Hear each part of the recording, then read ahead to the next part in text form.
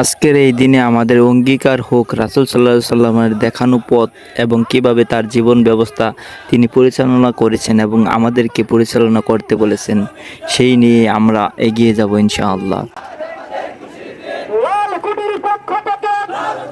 যে অন্ধকার যুগে মানবতা দিশেহারা হয়ে পড়েছিল, ঠিক তখনই বিশ্বনবী হযরত মুহাম্মদ সাল্লাল্লাহু আলাইহি ওয়াসাল্লামের আগমন বিশ্ববাসীর জন্য রহমত ও আলোর এক নতুন সূর্য উদয় করেছিল।